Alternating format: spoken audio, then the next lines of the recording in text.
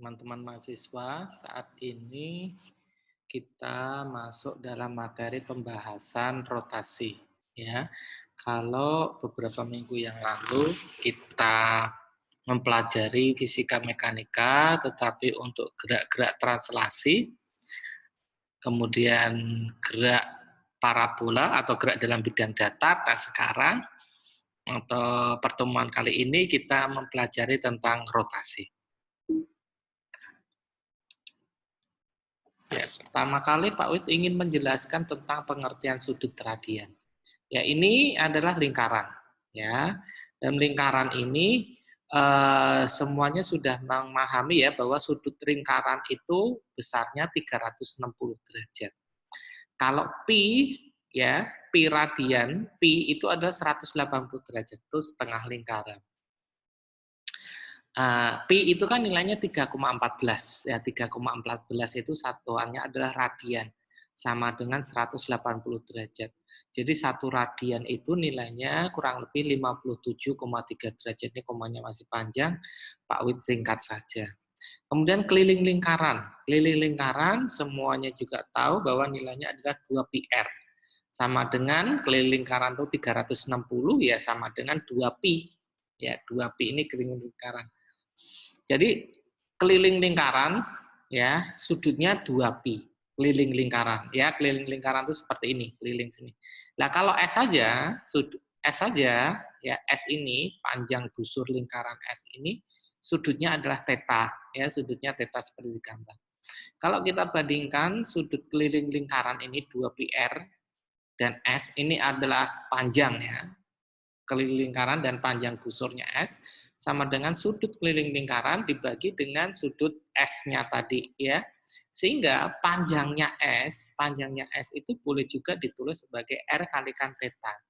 Di mana R itu adalah jari-jari lingkaran.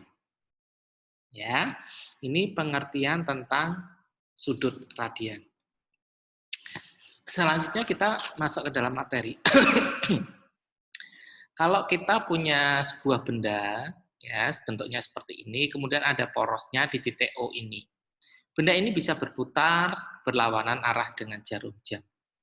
Ya, mula-mula kalau kita ambil pada suatu titik T1 waktu T1, sudutnya adalah θ1 dengan garis X ini atau sumbu horizontal.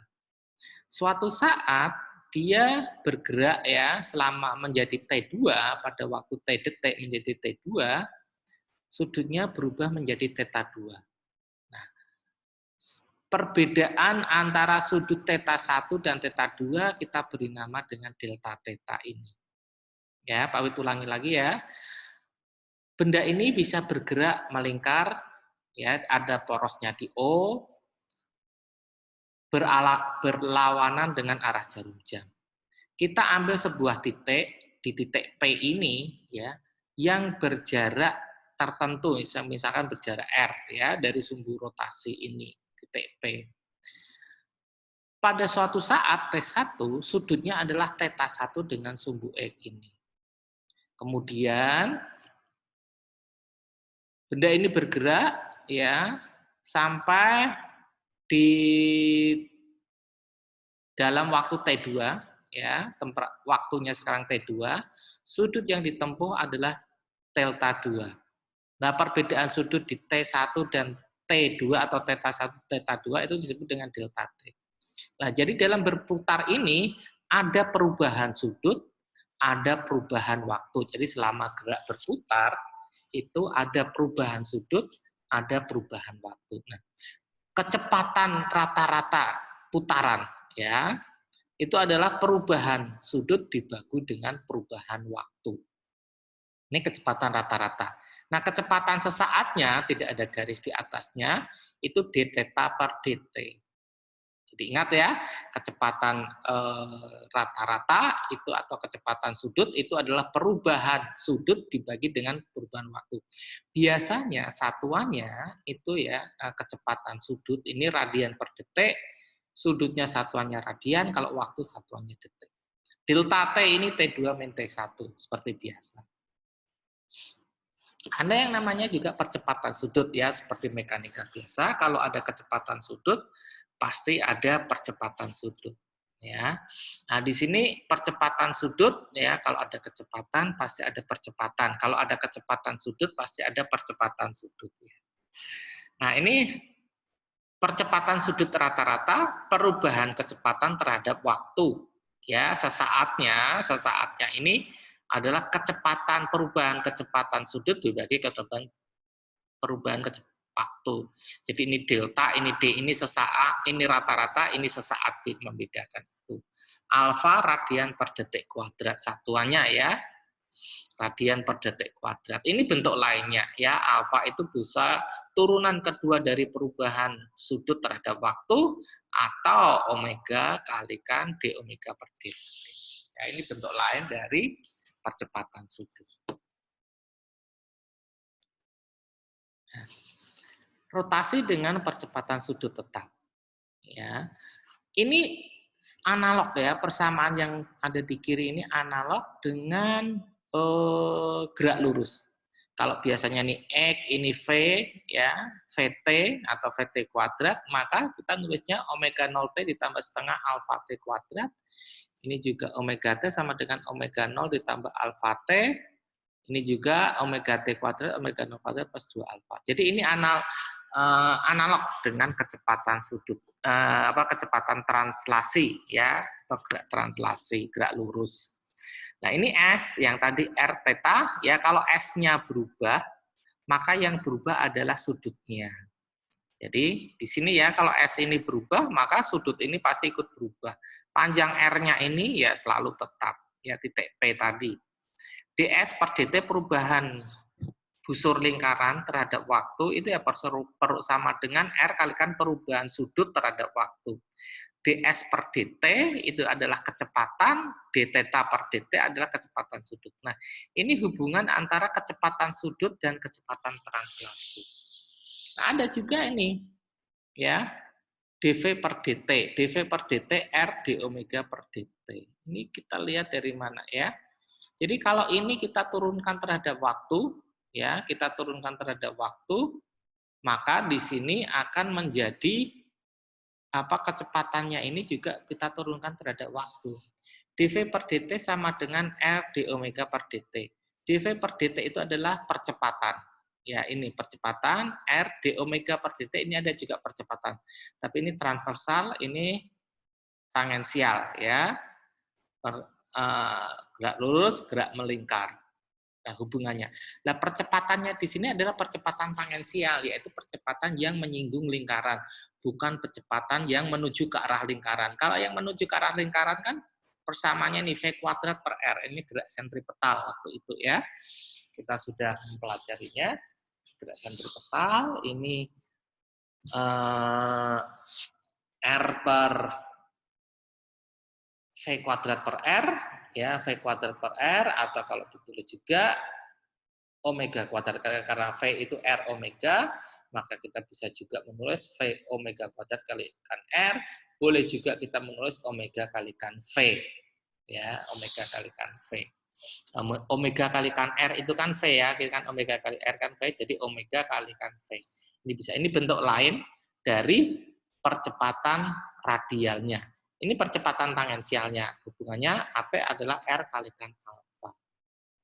Jadi dalam gerak penlingkar ini, kita menggunakan rumus yang analog dengan gerak lurus, ya sama persis, dan hubungan antara kecepatan tangensial dan kecepatan longitudinal, ya kecepatan transversal dan longitudinal, atau gerak lurus dan gerak melingkar, ini V itu R omega, kalau A itu sama dengan R kalikan alfa. Ya turunannya seperti ini. Contohnya ya, ini kalau kita melihat nih hubungan antara kecepatan dan percepatannya. Ini benda ini yang roda kecil ini dihubungkan dengan satu poros ya, R2 dan R3 ini porosnya sama. Sedangkan R1 ini memiliki poros yang berbeda. Tetapi R1 ini dihubungkan dengan sabuk ya atau rantai dengan R2. Nah, kalau kita mempelajari kondisi seperti ini, ya kita melihat gambar seperti ini, maka pada gambar roda kecil yang porosnya sama, kecepatan sudutnya pasti sama. V2 sama dengan omega 2 sama dengan omega 3. Yang di sini, yang satu poros ini adalah kecepatan sudutnya sama, tetapi kecepatan tangensialnya berbeda. Nah, kalau dihubungkan dengan rantai, R2 dan R1, ya, R2 dan R1, itu yang sama adalah kecepatan tangensialnya. Maaf ini salah nih. Ini adalah V2 dan V1, bukan V3 ini ya, V1. Sorry, ini maaf, ini yang betul adalah V1. Oke, Pak Wid ganti dulu sebentar, coba bisa enggak ya?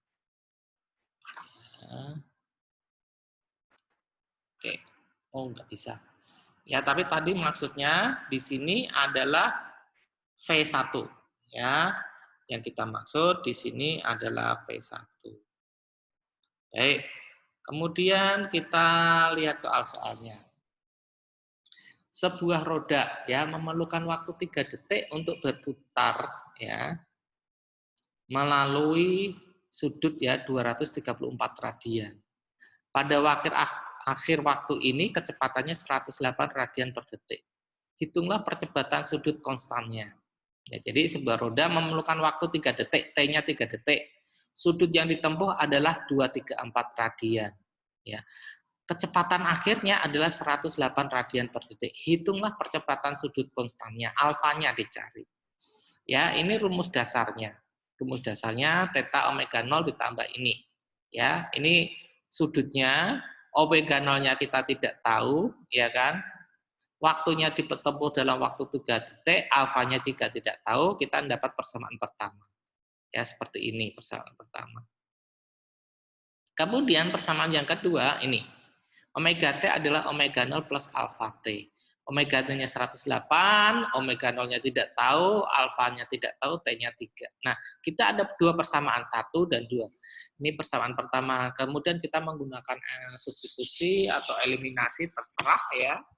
Ini Pak Wid kita kalikan 1, ini kalikan 3 untuk menyamakan omega 0-nya ya, omega 0-nya hilang sehingga kita mendapatkan alfa 20 radian per detik. Nah, kita dapatkan alfanya. Nah, kita bisa mencari omega 0-nya atau kecepatan awalnya di detik ke 0-nya itu ya kalau kita masukkan di sini alfanya pasti kita akan mendapatkan omega 0-nya. Oke ya. Oke. Momen putar. Nah, ya sekarang kita menginjak ke bahasan momen putar. Tau itu sama dengan R kalikan F sin theta. Ya, torsi. Momen putar atau torsi atau tau itu adalah RF sin theta. Kita sudah membahasnya di torsi ya. Kita sudah membahas. Sekarang kita akan lihat lebih detail lagi. Jadi kalau ada sebuah benda ya yang dapat berputar melalui sumbu rotasi O ya. Kemudian ambil sebuah titik yang masanya M1 yang berjarak RI, dari sumbu rotasi, ya.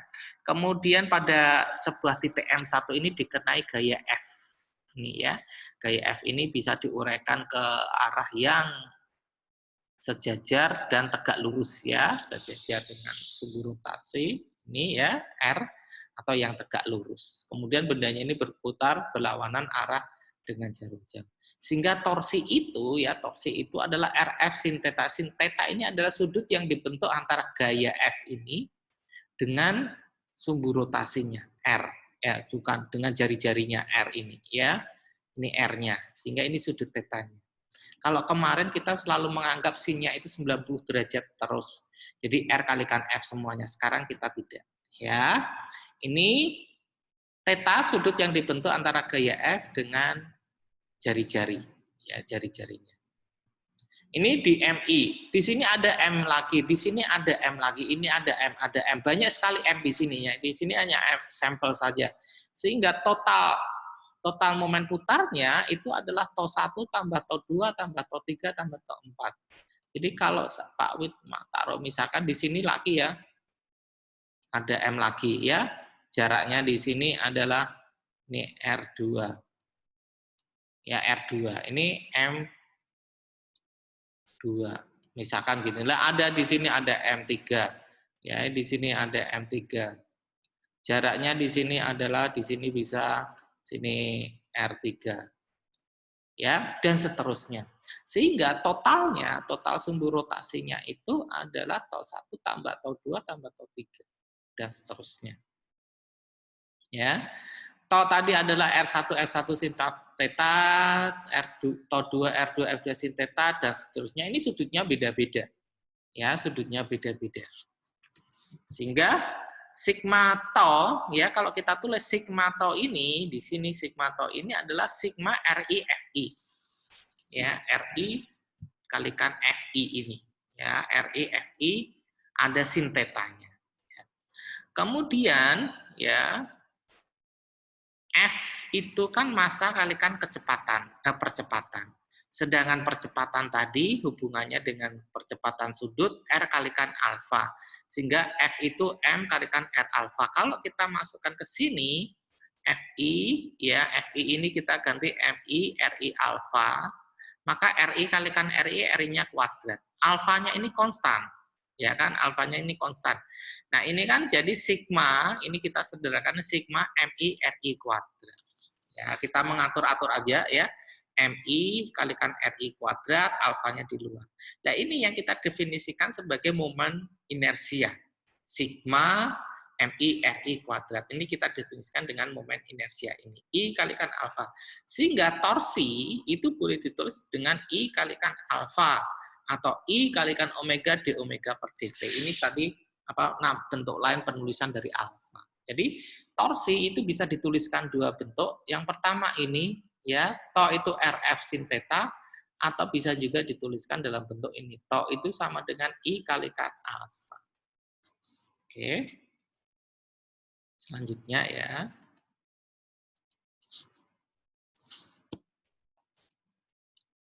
Nah, momen inersia atau momen kelembaman. Tadi I sama dengan sigma MI RI alfa. Ya, ini kalau bendanya itu satuan. Nah, kalau ini bendanya kontinu.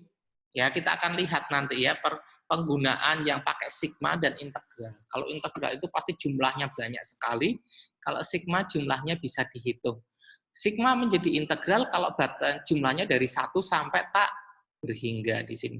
1 sampai tak berhingga, itu nanti pasti nulisnya menjadi seperti ini. Kalau jumlahnya 1 sampai N, pakainya sigma. Ya, I momen inersia, kilogram, M itu massa, kilogram, R ini jarak, jadi meter kuadrat, M massa, ini jarak, ini salah kita. Pak Wis salah nulis lagi ya, ini adalah jarak R. Ya, seperti ini meter. Oke. Contoh ini. Dua buah benda masing-masing bermassa 5 kg dan 3 kg. Dihubungkan dengan sebuah tongkat panjang 90 cm dan massanya diabaikan. Berapakah momen inersia pada sebuah sumbu rotasi yang berjarak 30 cm dari massa 5 kg? Nah, ini ada yang 5, ada 3, dihubungkan dengan tongkat, masanya diabaikan, kemudian kita putar ya, sumbu rotasinya di sini jaraknya 30 cm dari salah satu. Nah, ini perhatikan jumlah masanya 2. Jadi jumlahnya masanya 2, kita menggunakan yang I sama dengan apa? Sigma ini. Sigma MI RI kuadrat. Nah, kalau sigma itu kan jumlah ya. Jumlah jadi ini M1 R1 kuadrat ditambah apa? M2 R2 kuadrat. Nah, seperti dengan ini ya. Atau ini adalah sama dengan apa? I1 ditambah I2 ini. Nah, I1 tambah I2. Ini dia. I1 tambah I2. Ini Pak Wid nulisnya I kecil ya. M1 R1 kuadrat, M2 R2. Nah, kita masukkan masanya ini 5 kg, jaraknya dengan sumbu rotasi 0,3 30 cm. Yang ini kalau tadi panjangnya 90 cm berarti jaraknya 60 cm. 60 cm itu 0,6 3 kg kali ini. Ya, ini nilai total momen inersia dari benda ini. I sama dengan 1,53 kg. Oke, Pak Wid lanjutkan. Momen inersia pada benda yang homogen. Ya, I sama dengan integral R kuadrat dm. Ya, kalau tadi mr kuadrat, nah dm. Kenapa dm bisa jadi rho dv? Ya, Kalau Anda tahu ya, kerapatan ya, itu adalah massa dibagi volume. Kerapatan sebuah benda itu tidak pernah berubah. Ya, satu gayung air dengan satu ember air, kerapatan airnya sama. Yang berubah apa? Massa dan volumenya. Jadi kalau massanya berubah, volumenya berubah. Jadi rho itu juga bisa ditulis gini, kalau dm per dv. Sehingga dm itu apa? dm itu adalah rho kalikan dv. Ah, ini rho kalikan dv di sini. Karena rho itu sifatnya tetap, kita keluarkan menjadi integral r kuadrat dv.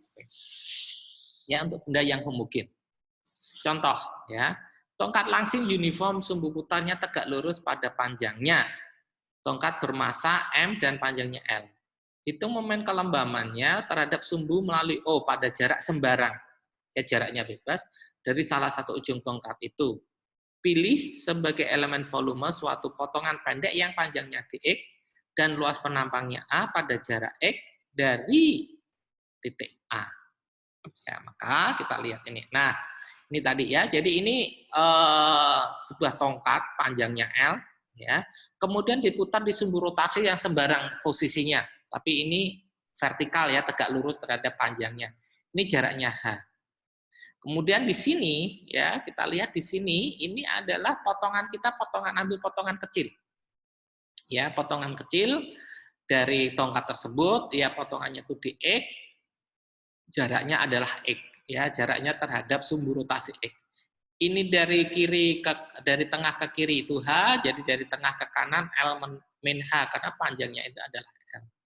Ya, jadi kalau kita berapa sih massa yang di sini, massa yang ada di sini, massa yang kotak kecil ini, dm itu kan adalah rho dv, ya.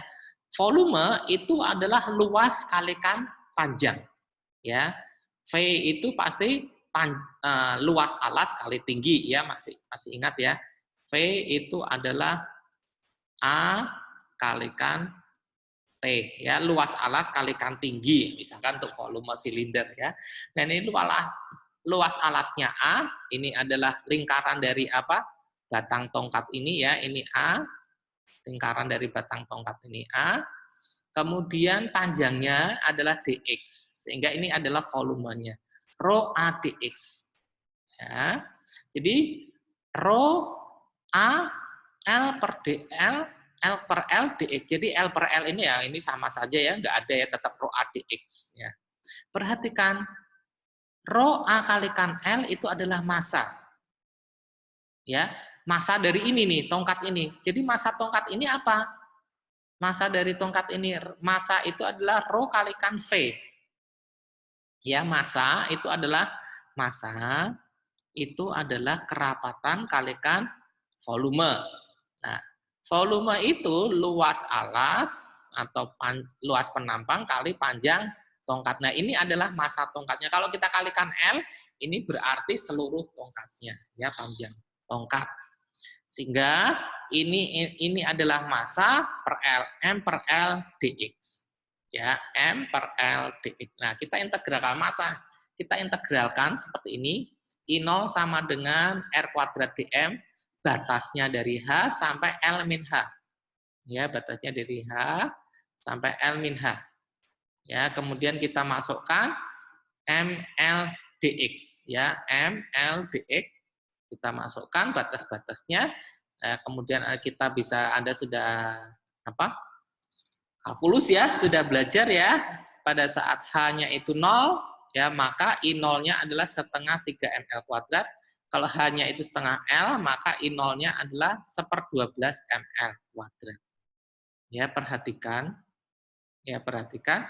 Kalau H-nya itu 0, berarti di ujung sini ya, H itu 0 di ujung sini, maka I0-nya 1/3 ml kuadrat. Kalau H itu setengah L, berarti di tengah-tengah, ya, di tengah-tengah dari tongkat, maka momen inersianya 1/12 ml kuadrat. Ini cara menghitung momen inersia kalau bendanya kontinu. Ya, nanti dipelajari lagi, dilihat lagi. Kalau belum jelas boleh ditanyakan. Nah, ini silinder yang homogen ya, percobaan apa? M5. Nah, percobaan M5 ya yang sudah mengerjakan ini ya, momen inersia silinder I0 setengah mr kuadrat kalau diputar sumbu rotasinya di pusatnya di tengahnya. Ya, tetapi kalau diputarnya nggak di tengahnya bagaimana? Di sini nih sumbu rotasinya. Ya, ini ada teorema sumbu sejajar. Ini rumusnya. Ya, kalau diputar tidak di pusat sumbu rotasinya. Ini kita menggunakan teorema sumbu sejajar. I0 IH sama dengan I0 tambah MH kuadrat. H ini adalah jarak ini ya, jarak antara sumbu momen inersia yang melalui pusatnya dan sumbu momen inersia di mana dia terletak mau diputar. Ya, ini jaraknya seperti ini. M ini adalah massa. Ya, kalau silinder berongga atau cincin diturunkan seperti ini setengah M R1 kuadrat tambah R2 kuadrat. Ini bisa Anda lihat di buku Semansky-nya. Bola pejal, plat segitiga. Ya ini Pak Wid tulisin rumus-rumusnya saja, tidak perlu diturunkan. Tapi kalau Anda mau coba silahkan. Ya di M5 itu sudah diturunkan. Ya, yang perlu diingat ini nih, yang banyak keluar tuh ini nih. Ya, setengah mr kuadrat. Ya, setengah mr kuadrat itu adalah momen inersia untuk silinder pejal, bumpet semuanya. Ya, kalau berlubang, silinder berongga ya gunakan ini. Oke. Ini kalau segi 4 beda lagi. Energi kinetik, usaha, dan daya. Nah, pada gerak melingkar, ya pada gerak melingkar, itu juga ada energi kinetiknya, ada usahanya, dan ada dayanya. Ya, ini adalah K sama dengan setengah mv kuadrat energi kinetik yang translasi. Ya, gerak rotasi kita ganti V-nya itu dengan tadi hubungannya omega R kuadrat. Nah, untuk yang energi kinetik rotasi ini rumusnya ini setengah I omega kuadrat. Tadi setengah mv kuadrat, setengah I omega kuadrat. Usaha juga sama, ya. Usaha itu tau I kalikan alfa, ya. Tau torsi I kalikan alfa. Tau kalikan d theta sama dengan I omega d theta. Nah, ini adalah usaha nih. Ya, ini usahanya nih, perhatikan. I ya W sama dengan integral tau 1 tau 2 tau d theta. Ya, tau d theta. Nah, ini usaha nih. Ya. Jadi kalau ini kita integralkan ya menjadi I omega D omega. Integralnya omega apa? Setengah omega kuadrat. Ya sama setengah K. Ini adalah energi kinetik rotasi. Ini juga energi kinetik rotasi ya. Ini kedua, ini yang pertama. Maka W usaha itu adalah juga selisih energi kinetik rotasi. Sama ya, omega itu adalah selisih energi kinetik rotasinya. Oke. Momentum sudut. Nah, kalau ada momentum linier, ada juga momentum sudut sama ya. Tadi daya mana daya? Daya ini P ya. V kali F kali V ya. F-nya itu R omega. Ya, maka P itu sama dengan tau kalikan omega. F kalikan R ini tau ya. Ini tau, ini omega seperti ini. Ya. Oke. Momentum sudut ya alfa. I sama dengan tau sama dengan I alfa. Nah, ini ya, ini selalu hubungan ini sama yang tadi satu lagi apa? Tau sama dengan R kalikan F. Ini hubungan ini harus diperhatikan ya. R kalikan F. Tau sama dengan I kalikan alfa. Alfa itu d omega per dt ya. I-nya dimasukkan menjadi d per dt I omega. I omega ini yang kita sebut dengan momentum sudutnya. Toh dl per dt. Jadi ini kita ganti L, dengan L itu sama dengan I omega. Nah, I omega ini yang kita sebut dengan momentum sudut. Kalau biasanya kita I momentum P ya, kalau di gerak translasi, P itu kemarin tumbukan itu ya, M kalikan V. Perhatikan M itu kalau dalam gerak rotasi kita nyatakan dalam I, V itu dalam gerak rotasi kita nyatakan dalam omega. Ada juga di sini kekekalan momentum sudut. Ya, kalau ada kekekalan momentum linier, ada juga kekekalan momentum sudut. Tau sama dengan dl per dt.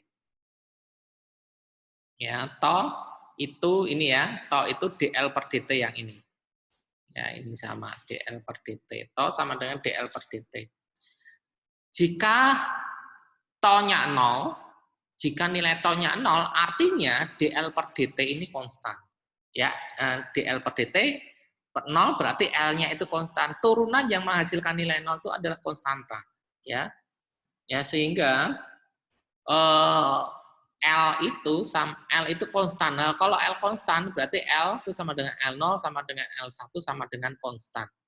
L itu tadi momentum sudut adalah I kalikan omega. I0 omega 0 sama dengan I1 omega 1. Ya, seperti ini. Ini adalah kekekalan momentum sudut. Ya, jadi artinya kalau tidak ada gaya dari luar, tidak ada usaha luar, maka torsinya itu akan 0. Nah, kalau torsinya 0, ya, kalau torsinya 0, kan tadi torsi itu muncul karena ini ya, gaya kalikan R kalikan F. Kalau tidak ada F yang dari luar, tidak ada gaya luar, maka torsinya ini 0. Kalau ininya 0, gayanya ini 0, ini pasti juga 0. Nah, kalau dalam sebuah diferensial hasilnya 0, pasti ini konstanta. R itu konstanta. Sehingga kalau konstanta itu artinya konstan. Gitu loh, ya. Ini sehingga L itu sama dengan L0 sama dengan L1 sama dengan konstanta. L itu tadi adalah I omega ini, ya. L itu I omega. Sehingga di sini kita bisa menulis ya I0 omega 0 sama dengan I1 omega 1 yang kita sebut dengan ini hukum kekekalan momentum. Ya, kita lihat ada contohnya kan. Ya. Itu kamu ngajar. Oke, Anda kerjakan. Ya, ini ada Bu Dewi ya, ini lagi rekaman nggak apa-apa. Ini ada Bu Dewi yang memperhatikan Pak Amit. Ya, ini ada soal-soal, ya silakan dikerjakan. Kalau masih belum jelas, kita bisa berdiskusi. Terima kasih dan selamat